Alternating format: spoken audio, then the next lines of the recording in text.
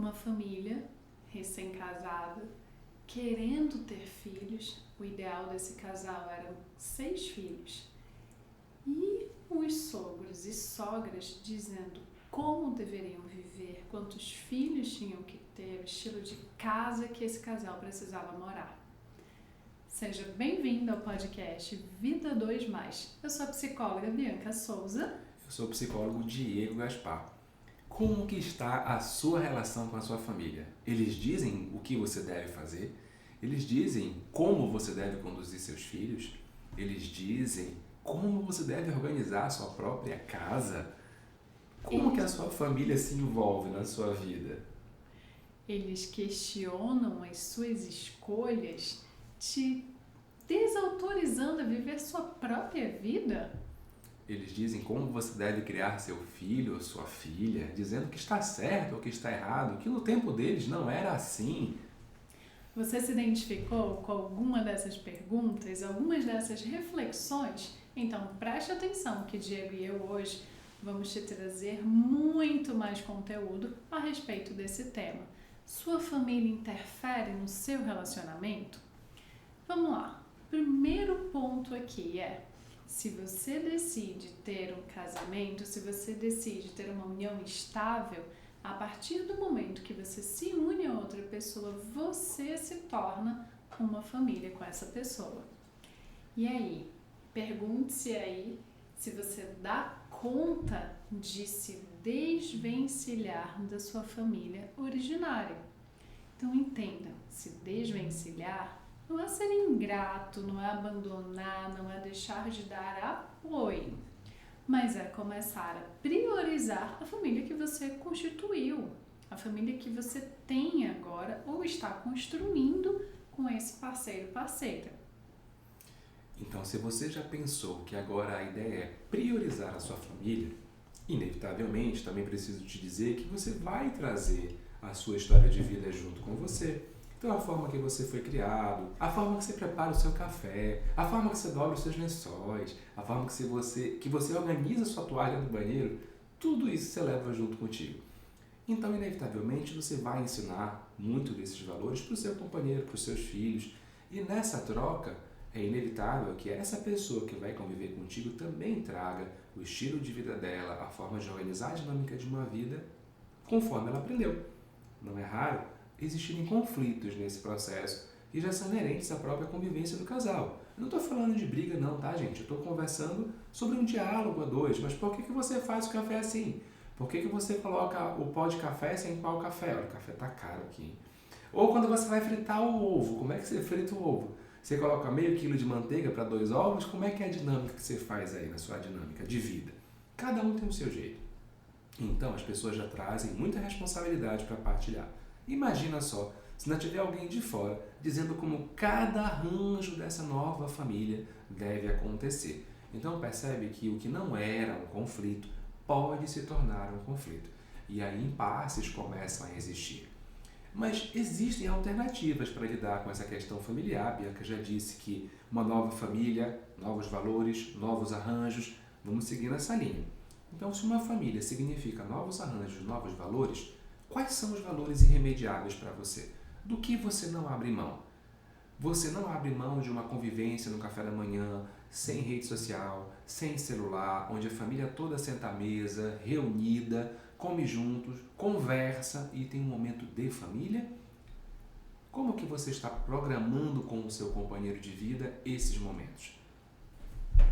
Ter clareza sobre os seus objetivos compartilhados com seu companheiro ou companheira, ou seja, você se comunicar e também escutar para vocês se realinharem, pode ser o fator que blindará a sua relação. Então entenda, quando eu digo blindar, não significa que de repente a sua mãe não pode vir com todo carinho e boa intenção sugerir algo. Pode. Contudo, é você e o seu cônjuge, você e seu companheiro que decidirão se aquela sugestão será implementada ou não. Se você precisa ou não agir da maneira que ela aconselhou, ou que a sogra ou sogro aconselharam. Ou às vezes pode ser na escolha do tipo de casa, do emprego, da criação dos filhos, não importa o assunto, quando você está alinhada com o seu parceiro, nos seus objetivos, no seu estilo de vida, ou seja, de vocês dois, do casal, fica muito mais fácil focar no respeito para essa direção que você está construindo. E, de uma maneira muito também respeitosa, estabelecer limite para os familiares conversarem, mas entenderem que a decisão sempre será sua e do seu companheiro, para qualquer coisa na sua vida. Mas e quando há uma dependência emocional e você não consegue se desvencilhar do seu pai, da sua mãe, do seu núcleo familiar lá antes de você ter o seu próprio relacionamento? Aí fica um pouquinho mais complicado, porque veja, o problema não é mais em si uma interferência direta dos seus familiares, passa a ser a sua dependência emocional, que não consegue tomar nenhuma decisão no seu novo relacionamento sem consultá-los, sem validar o seu desejo, sem validar o seu querer, ainda que seja muito legítimo o seu e dialogado com seu companheiro ou companheira. O que fazer, Diego? Eu estava me perguntando isso. Eu imaginei que a Bianca ia me perguntar exatamente isso. Ela ia me perguntar o que eu fazer. Vamos lá, gente. São muitas possibilidades quando essas questões são postas à mesa. Mas uma coisa decisiva é: será que eu estou me sentindo seguro para assumir uma vida a dois? Será que eu estou me sentindo confiante e sei o que eu quero e espero dessa vida a dois? Esse reconhecimento de si, das próprias necessidades, é um caminho condutor que vai te aproximar da resolução de conflitos. Nós não estamos fazendo uma apologia que é uma vida onde a família não é relevante, não entenda dessa forma. Nós estamos aqui defendendo, sim, que a família pode conviver junto, isso inclusive é saudável, mas cada um respeitando o espaço e os limites dessa convivência. Mas só que esses limites e espaços muitas vezes são uma linha tênue, que separam até onde eu posso ou não posso falar, até onde eu devo e até onde não devo ouvir. E a dica talvez seja para você entender aquilo que está ferindo você, ferindo o seu cônjuge. Esse é o limite. A família pode contribuir? Pode, mas desde que não venha ferir ou trazer danos à sua relação. Assim como você também não pode expor a sua relação publicamente, trazendo danos à sua própria relação. Então, aquela história de você estar com um problema na sua relação e a primeira pessoa que você pensa em compartilhar é com a sua mãe, é com o seu pai, eu te convido a refletir. Reflete se vale a pena compartilhar, porque eles podem construir uma imagem distorcida da pessoa que está contigo. E depois, se você decidir oficializar essa união, converter um casamento, uma união estável, como queira, perceba que agora a sua família já pode ter uma dificuldade nessa conexão. E talvez o seu cônjuge, o companheiro, nunca entenda por quê, mas talvez você saiba que foi por coisas que você disse lá atrás. O oposto também é verdadeiro. Se você respira, oxigena, pensa e no momento você compartilha as qualidades, as vantagens e como é bom estar convivendo com aquela pessoa a dois, a sua família também vai ter uma boa impressão dela. Isso pode somar na relação lá na frente. Porque você vai começar a perceber que a forma que você fala de quem está com você faz toda a diferença. Até para que no futuro eles possam influenciar mais ou menos a relação de vocês. Então, estipular essas barreiras em si e nos outros tem uma ordem. Precisa começar por você legitimando o que você quer, você legitimando a construção de uma relação, mas você também lidando consigo nas suas próprias frustrações, nas dificuldades que você enfrentará no seu relacionamento, para não deixar com que essa intimidade do teu relacionamento extrapole e seja percebida como um recorte único e generalizado do que você vem vivendo com alguém, seja no sentido de namoro para evoluir para uma relação de casamento, seja numa união estável, enfim. Porém, quando essa situação já está estabelecida no comportamento do parceiro-parceira, Diego, e aí não depende mais de você cortar esses laços, impor um limite de respeito. Como ajudar o parceiro ou parceira a fazer isso? A você querer a sua casa de um jeito, alinhar tudo com teu esposo, tua esposa, aí a sogra, o sogro chega, você não identifica mais nem a pessoa que você está casado. Vamos lá. Primeira coisa agora é, você não vai se expor com seu sogro e sua sogra. Chame para conversar e dialogue, expresse como você tem percebido o que está acontecendo. Olha, fulano, eu noto que a gente vive assim quando estamos só nós dois, ou nós dois com os nossos filhos, mas quando eles chegam, quando sua mãe, seu pai, enfim, quando essas pessoas chegam aqui, você muda, você desalinha tudo aquilo que nós já estamos alinhados na nossa dinâmica. Então expresse isso de uma maneira que a pessoa consiga te escutar de forma respeitosa, de uma maneira amorosa, porque você quer resolver um conflito, você não quer aumentar o conflito. A tua mãe, o teu pai chegam aqui, fazem tal coisa, vai piorar a situação, não é mesmo? Então tente primeiro expressar o que você está percebendo e como aquilo que você percebeu que aconteceu afeta você. Fale de você. Evite adjetivos, evite julgamentos, porque isso pode inflamar uma barreira de mudança em quem você quer facilitar esse corte do cordão umbilical. Seja facilitador para o seu parceiro ou parceira. Até porque, né, nessa somatória, Bianca, se as pessoas já têm essa construção, esse hábito, né, social de compartilhar com questões familiares, se for ter um conflito, se cria um problema com o companheiro e com toda a família dele. Né? Exatamente. Então acaba que a situação ela se inflama exponencialmente. Isso pode afetar também até a questão do suporte que talvez você precise. Não é raro também muitas famílias hoje precisarem do suporte de familiares, seja para buscar um filho na creche ou para ficar um pouquinho com o filho enquanto trabalha.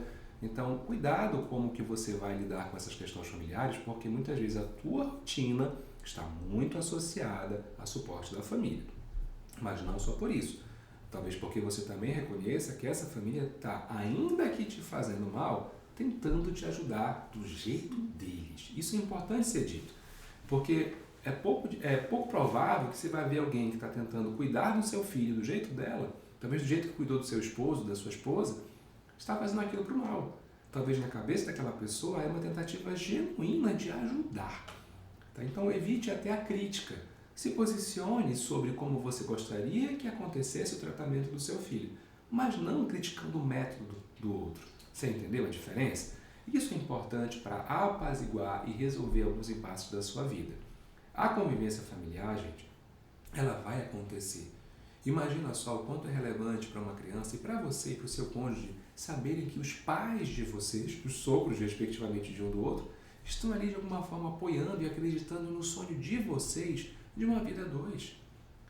Um casamento, uma união é um investimento familiar. Poucas pessoas até avaliam isso e acabam achando que vão se unir com uma pessoa. Te convido seriamente a refletir se você ainda não se uniu ou casou. Quando você assume um vínculo, você está se conectando àquela pessoa e à família dela também. Então avalie isso na sua relação de namoro, se faz sentido aquele estilo de vida, a convivência com aquelas pessoas, se elas são agradáveis para você, como é que você percebe cada uma delas, porque isso vai ser algo que vai te acompanhar enquanto você estiver conectado a essa mulher ou a esse homem. Então avalie muito bem também como que você quer expressar os seus sentimentos, a sua forma de agir. Então busque constância nas suas atitudes, porque o teu companheiro ou companheira também vai perceber a forma diferente de você agir. Se vocês têm uma convivência com frequência, só vocês dois, e de repente chegam familiares para visitá-los, ela vai perceber diferença, ele vai perceber diferença em você. Convive contigo todo dia.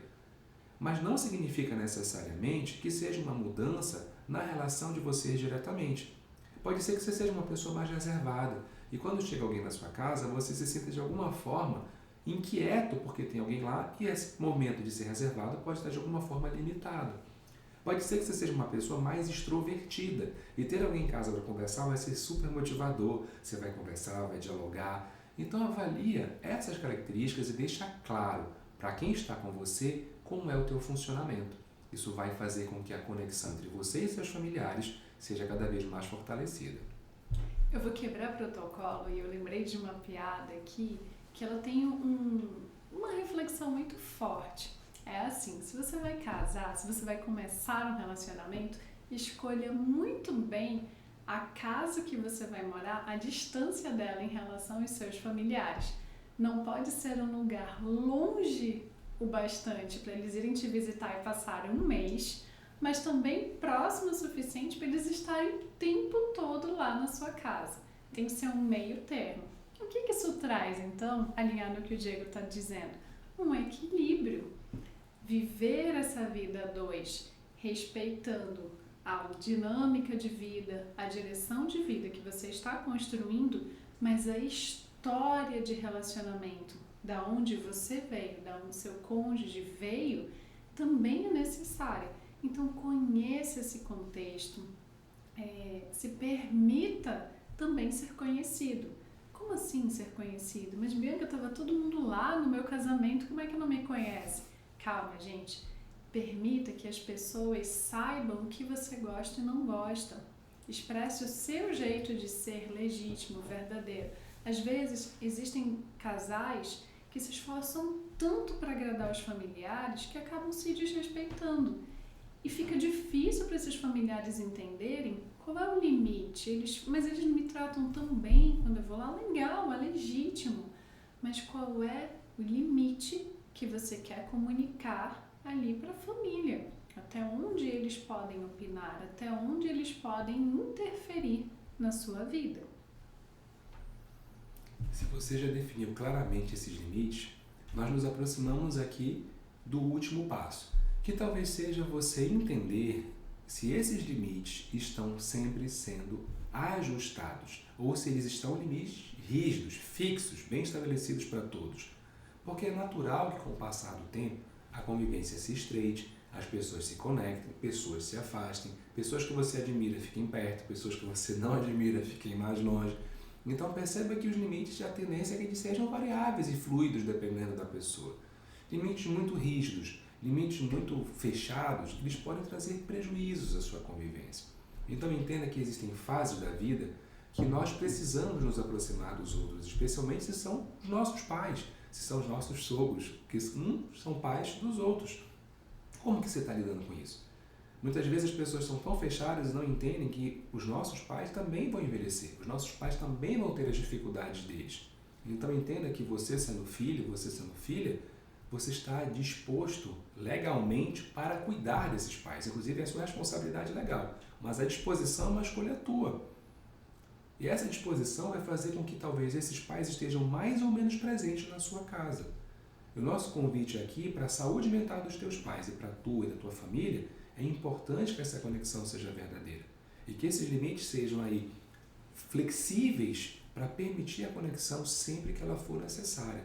Reitero, o nosso objetivo é conectar pessoas, é ajudar pessoas a resolverem as suas dificuldades no dia a dia.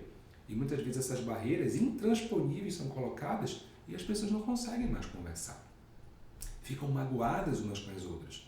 Então, estabeleça e seja feliz nos seus limites. E se precisar de ajuda para casos mais difíceis, mais árduos de serem superados, recomendamos fortemente que você procure um profissional de psicologia, que você nos procure no Instituto Atualizar, a partir do projeto Vida 2+. Queridos e queridas, até a próxima. Um beijo estalado. Até lá.